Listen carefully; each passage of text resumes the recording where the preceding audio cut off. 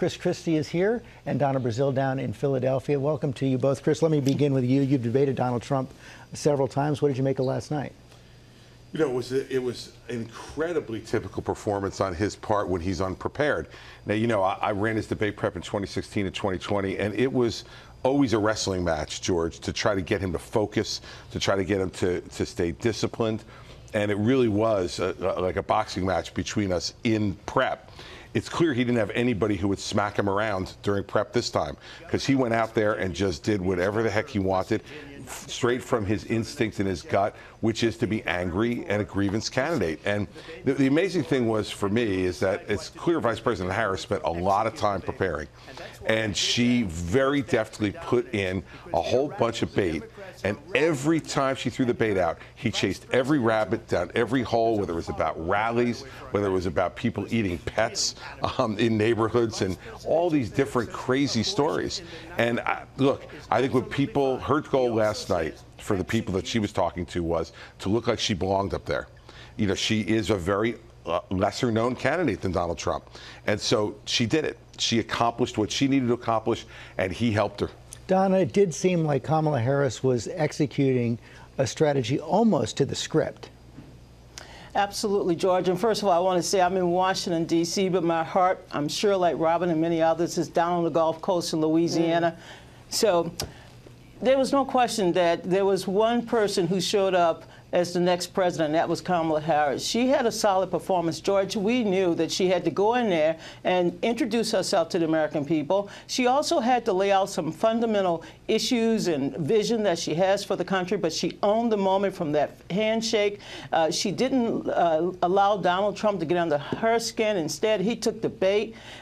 She was solid and basically talking to the American people. She wasn't sidetracked by his taunts or his rantings. And so I think this gave the vice president an opportunity to once again go out there and continue to tell hardworking Americans how she's going to lower costs, protect the country, and also ensure that everybody in this country feels that we belong here, that she can unite us, and that she can keep America stronger again. Chris, the first initial polls show that most people who are watching believe that Kamala Harris won the debate last night.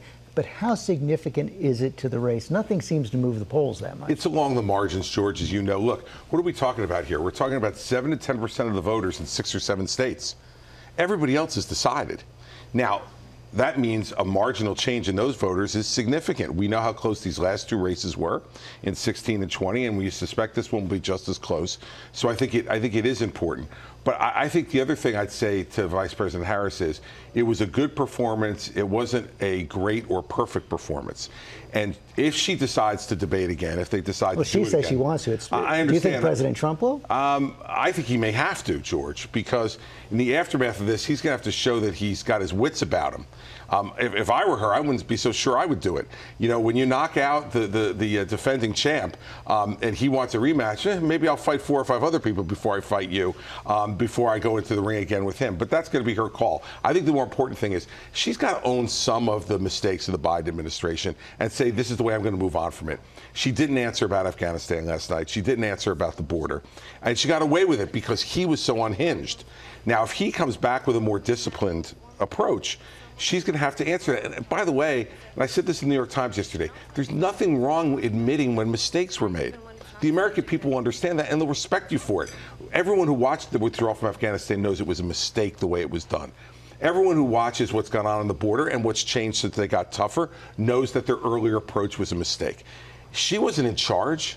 It was Joe Biden who was making those decisions. So she should just say, look, it was a mistake. I own it, and I know I can do better. Donna, does Kamala Harris need to show more separation from Joe Biden? I hope she doesn't try to separate herself from the policies that really enable the American people to get back on their feet. There's a lot more that she can do and the country needs to do. But let me just tell you this. Last night, once again, she had a vision. She even defended our basic freedoms. She didn't have to go in there and do tit for tat. She had to go in there and say, look, I'm ready to outline a vision. I have a plan, and I want to move this country forward. She did that. Look, I want to quote one of Taylor Swift's great songs. I'm a Swiftie. Donald Trump is going to have a hard time shaking off that debate performance. Donna Brazile, a hard time shaking it off. Thanks very much, Michael. We saw what Donna did. We got you, Donna.